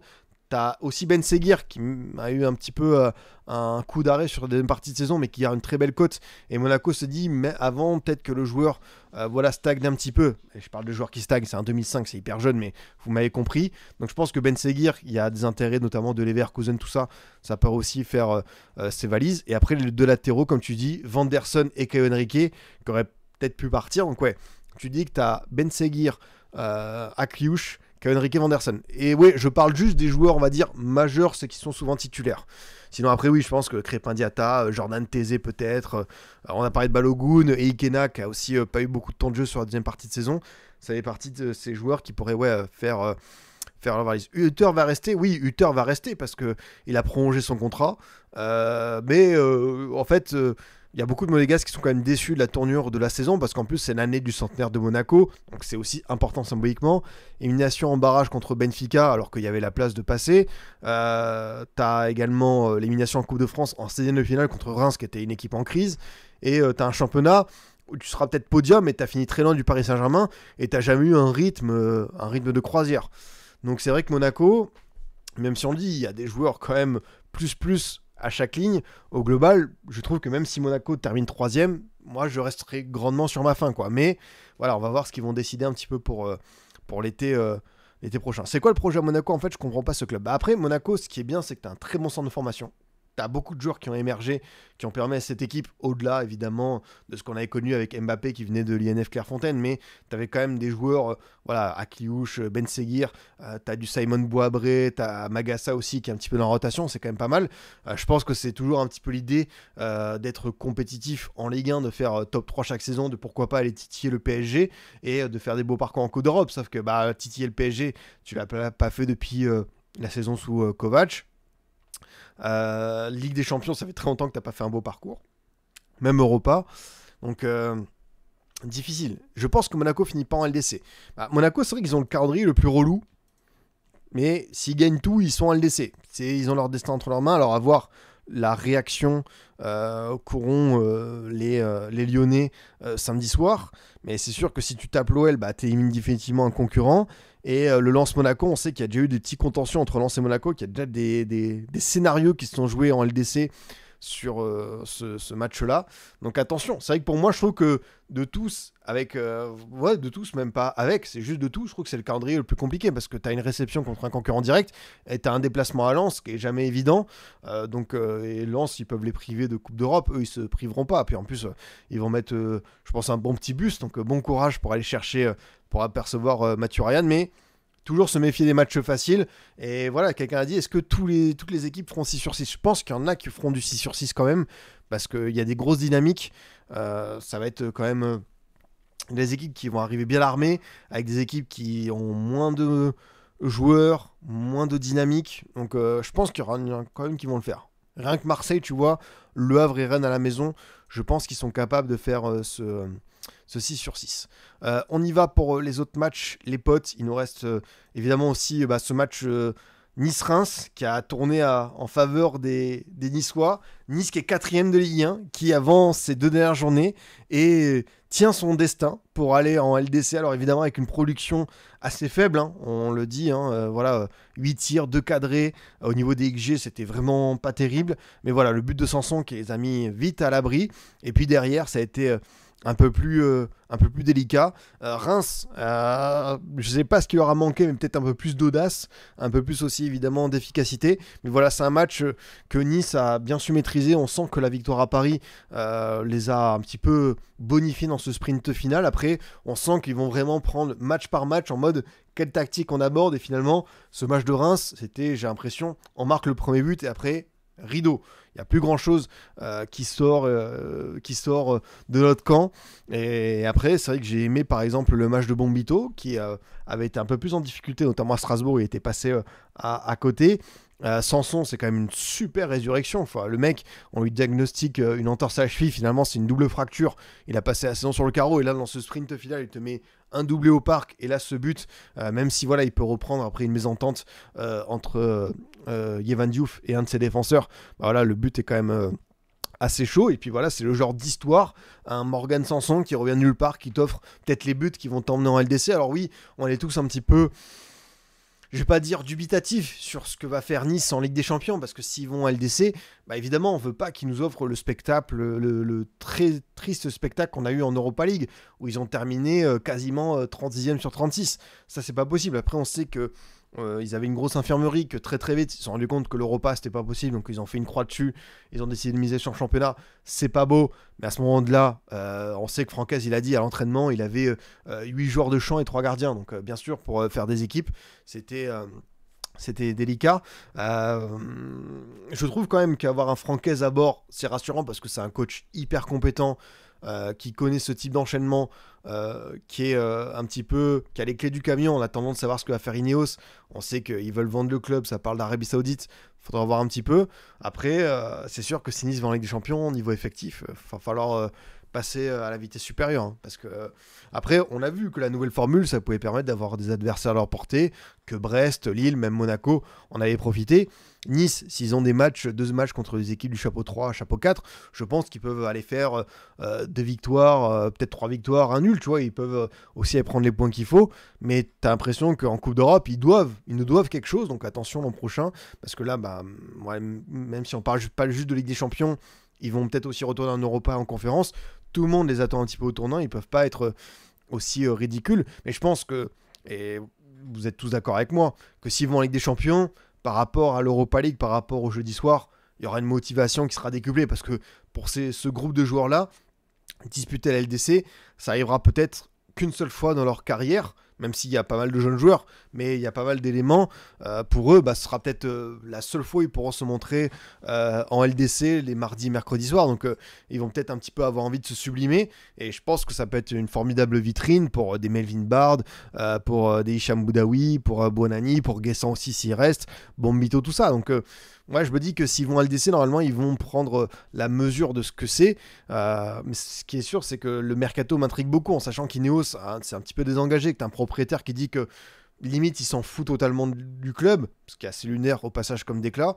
Donc ouais, je suis assez curieux, intrigué de voir ce que Nice va opérer, mais c'est vrai que tu as toujours eu cette colonne vertébrale, tu as toujours eu du Boulka, du Dante, du Klose, tu as toujours eu des joueurs un petit peu responsables, donc au moins ils auront ça, mais l'enchaînement l'an prochain, attention, ça peut être assez costaud, quoi. Assez costaud pour eux.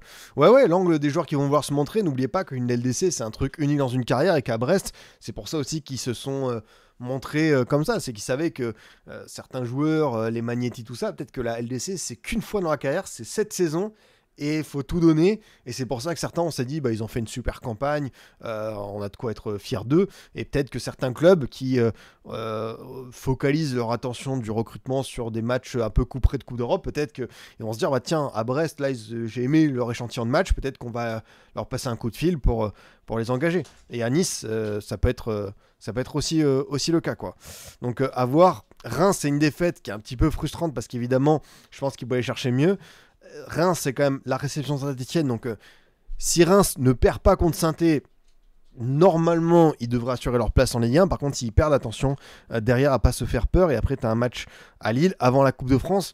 J'ai l'impression que, je sais pas s'ils commencent déjà à préparer leur Coupe de France, leur finale, mais il faut pas la faire avant l'heure parce qu'il reste encore du job à faire. Mais au global, c'est vrai que si on regarde la période, ça a fait victoire contre Marseille, victoire à Lens, t'as pris aussi des points contre Toulouse, t'as pris ces 0-0 un peu tristoun contre Montpellier, mais sinon ils ont quand même fait le taf qu'il fallait.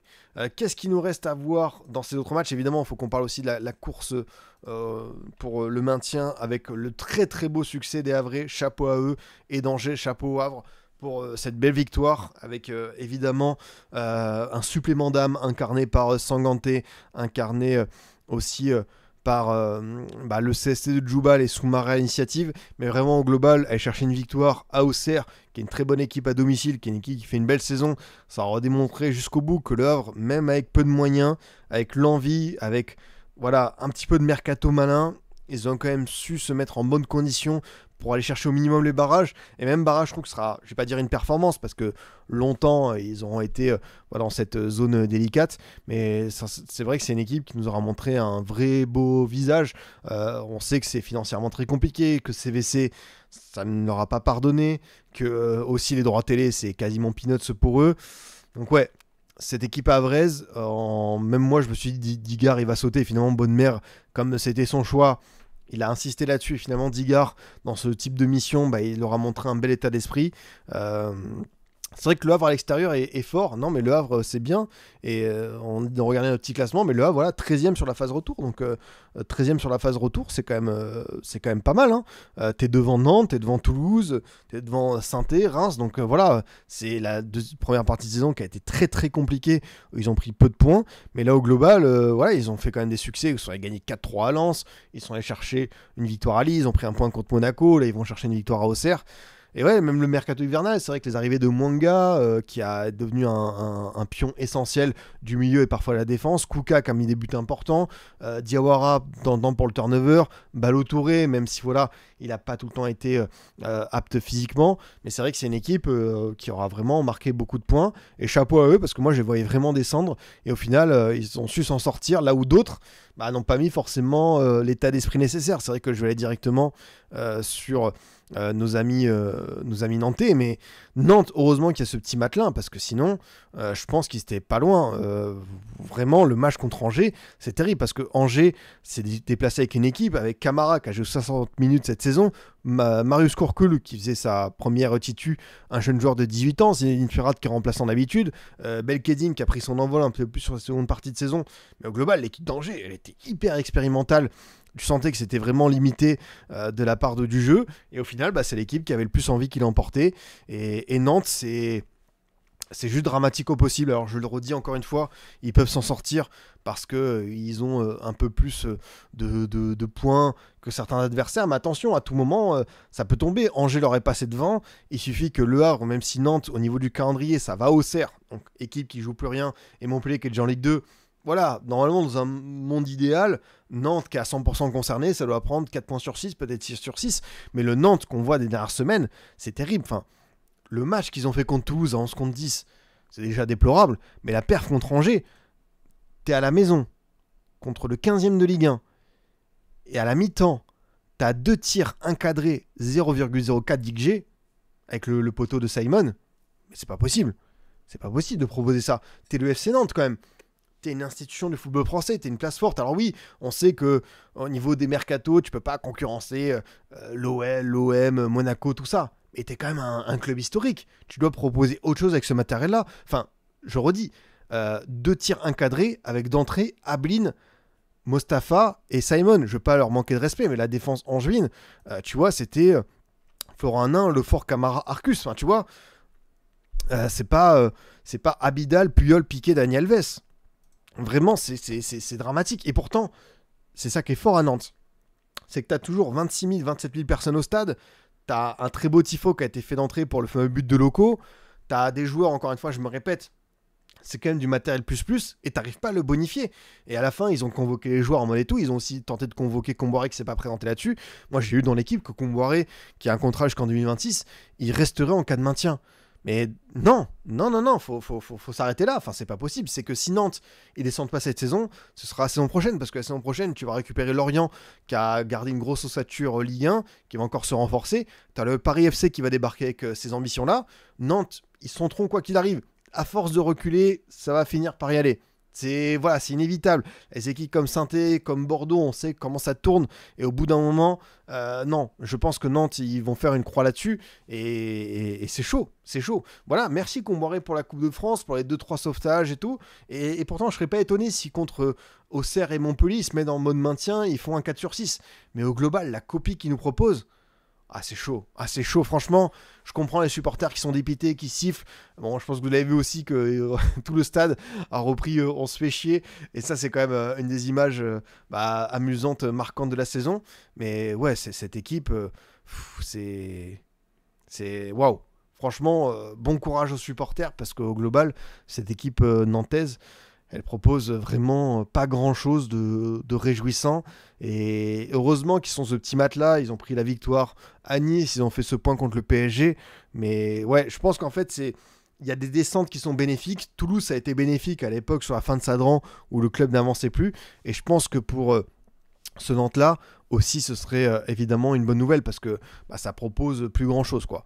Donc bravo à Angers, dans l'autre sens, hein, parce que j'ai beaucoup parlé de Nantes, mais Angers, avec une équipe pareille, un petit peu comme Le Havre, un promu, enfin, Le Havre c'est un ex-promu, mais voilà, Angers, peu de moyens, qui redécouvre la Ligue 1, qui a un effectif intéressant, mais on sent que c'est incomplet, mais tu as quand même des joueurs où tu as vu Abdelli faire une très bonne saison, Fofana aussi, Le Paul se révéler, Le Fort, Anin, j'ai trouvé ça très bon en défense, et au final, eux, ils seront allés chercher peut-être leur maintien en ne montrant pas tout le temps du beau jeu, mais quelques séquences intéressantes. Encore une fois, sur l'envie, il n'y a rien à dire. Ils méritaient leur victoire.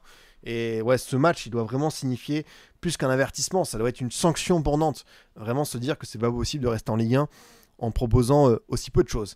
Je ne vais pas trop m'étendre évidemment sur les autres matchs parce que c'est vrai qu'il y avait moins d'enjeux sur le Toulouse-Rennes et le Brest-Montpellier. Brest-Montpellier, on a senti voilà, un petit mieux de la part de Brest parce que même s'ils avaient perdu en dehors des matchs voilà, contre l'OM et Lens, on a vu quand même une équipe un peu plus impliquée, un très bon Lesmelou, et puis on avait senti qu'Eric Roy, Lorenzi, ils avaient un petit peu poussé, je sais pas, vous avez vu un coup de gueule en mode bon, on a peut-être plus grand chose à jouer, mais il faut quand même remettre un petit coup de collier pour essayer d'aller chercher le meilleur classement possible. Parce qu'on rappelle pour Brest que terminer première partie de tableau, ça reste aussi un événement. Il ne faut pas s'arrêter juste à la saison dernière. Brest qui se stabilise, on parle du 14e budget Ligue 1, qui se stabilise au top 10, c'est quand même une belle perf.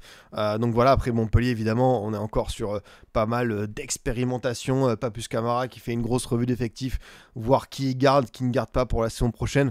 Donc voilà, ça va être intéressant d'avoir les choix du coach, hein, parce que même s'il emmène toujours Kazri Savanier, on sent que ça va être la fin bientôt pour eux. Et puis bah évidemment Toulouse-Rennes avec un très très bon Donum qui a chambré une image assez rigolote, Samba, Rennes qui a eu beaucoup de mal à exister, Toulouse qui a été un peu plus efficace avec Beau qui a mis un but un petit peu de renard qui a été vraiment bon dans ce style là. Et puis j'ai vu un Truffert en souffrance, même Rowe qui a pas été très très inspiré, et Kaimwendo qui marque encore un but qui est dans cette belle petite série. C'est vrai que Brest, vous avez raison, si Brest va chercher la place de conférence, toutes les places comptent après la 7ème, et la 8ème, qui sait, sera peut-être qualificative pour la conférence. Alors ce serait assez fou comme scénario, mais c'est vrai que du côté de Brest, il ne faut pas mettre de côté cette possibilité que de terminer 8ème, ça peut t'offrir une Coupe d'Europe, même si tu dépends de certaines décisions administratives de DNCG.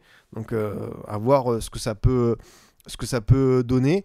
C'est quoi les derniers matchs? C'est vrai que Brest, il y a encore du lourd, hein, de mémoire. Ouais, tu reçois Lille, tu vois Nice, donc deux adversaires. Mais bon, est-ce que cette carotte d'une possible Conference League, ça peut pas les relancer? Mais bon, tu sortais quand même dans ce sprint final. Gagner au moins contre Montpellier, ça te mettait plutôt bien pour finir top 10, quoi. Et ouais, comme je disais, Toulouse-Rennes, j'étais un peu déçu du match de Truffert. On parle beaucoup des Pistons rennais. Autant, comment il s'appelle, Assignon, je vois un petit potentiel, mais ça reste des fois trop limité. Autant Truffert, pour moi, il a fait son temps. Et il faut partir sur un autre type de joueur. À voir ce que ça fera l'an prochain. Mais Habib Beye a été assez dur avec son équipe en conférence de presse. Il a mis un petit tir, donc à voir quelles conséquences seront tirées, mais j'ai l'impression qu'on aura pas mal de joueurs qui vont partir, que ce qu'on a vu l'été dernier déjà, beaucoup de changements, l'hiver dernier aussi, que ce 11 rennais est amené à beaucoup bouger. Alors moi je le redis, je trouve qu'il y a une base intéressante avec notamment Brassier, Rouault, Jacquet, Djaoui Cissé au milieu de terrain, Kader Meïté qui est un jeune joueur en devenir. Tu peux les accompagner par du Seko Fofana, du Kalimwendo, voilà, quelques joueurs un petit peu expérimentés de Ligue 1. Mais tu sens que de la part d'Habib Beye, voilà, on est quand même encore dans l'exigence. Est-ce qu'il avait à Toulouse ne l'a pas plu? Je crois que ouais, vraiment, c'est la première fois où je l'ai vu aussi remonter contre son équipe, parce que c'est vrai que c'était un petit peu un match dans le match pour le ventre mou. Donc ouais, c'est là où à voir ce qu'il va décider, parce que Rennes, sur les derniers matchs, ouais, t'es pareil. Rennes, c'est... et quand on sait que Rennes a pris très peu de points contre les équipes du top 10, c'est vrai que contre Nice et contre Marseille, attention à ce que ça donne. Attention à ce que ça donne pour ces Rennais-là. Du coup, évidemment, vous le demandez, les derniers calendriers. voir un petit peu ce que ça donne parce que on sera pleinement dans ce sprint final avec la semaine prochaine, donc samedi, même pas semaine prochaine parce qu'on y est déjà, mais samedi prochain.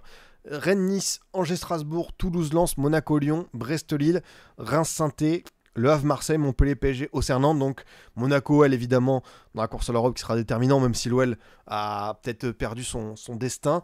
On a évidemment Nice qui va jouer à Rennes, donc pas le déplacement le plus évident comme pour le LOSC. On a Marseille qui va au Havre, qui va jouer sa peau. Et Strasbourg, on rappelle Angers, je ne l'ai pas dit, mais c'est vrai que tout le monde dit c'est free win pour Strasbourg, mais Angers cette saison n'a pas perdu contre les Alsaciens.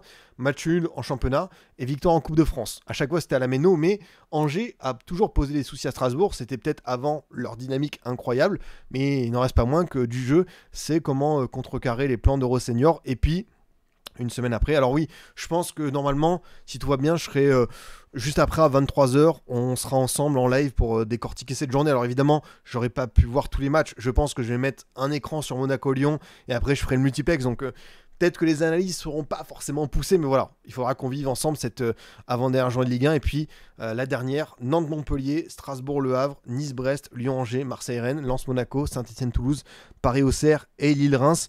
Des enjeux à peu près partout, sauf peut-être le PSG Auxerre. Et ouais, c'est vrai qu'on aura. C'est rare quand même d'avoir 8 matchs sur 9. On aura quelque chose à jouer.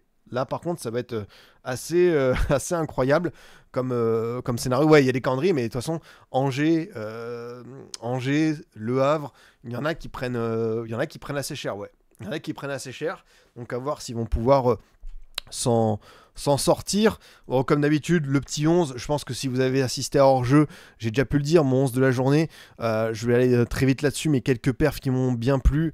Évidemment, au cage, je vais mettre le bon Petrovic qui a été excellent. Et comme quoi, hein, le PSG n'a pas faussé ce match, le championnat, parce que évidemment, Petrovic a été en vue.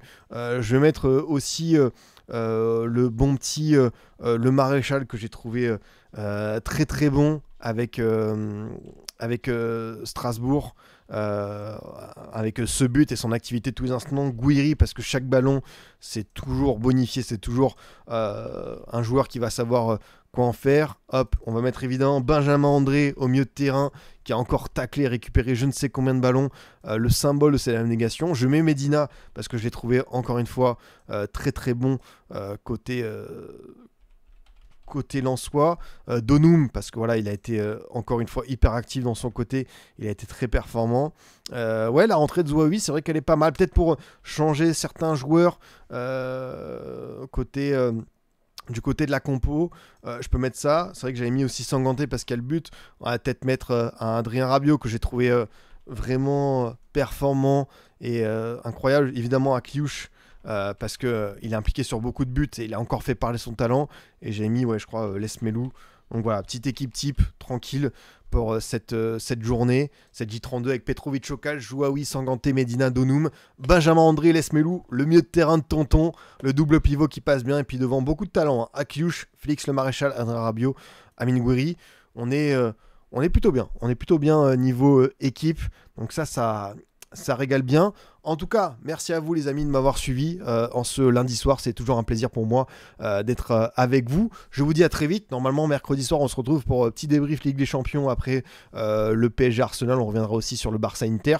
Et puis, on se retrouve samedi pour le multiplex. Rendez-vous pour suivre ça juste après cette J33 et faire le bilan à chaud de tout ce qui s'est passé dans les 9 matchs de Ligue 1. Vous pouvez retrouver tous les contenus en podcast pour ceux qui veulent écouter les débriefs de Scipion, Formation FC. On est disponible sur toutes les plateformes audio. Je me suis remis aussi à TikTok, pas mal de formats courts, YouTube. On est toujours présent, donc n'hésitez pas à aller suivre partout, Insta. Voilà, vous connaissez toutes les bonnes adresses. Merci à vous les amis, je vous dis à très vite. Salut à tous.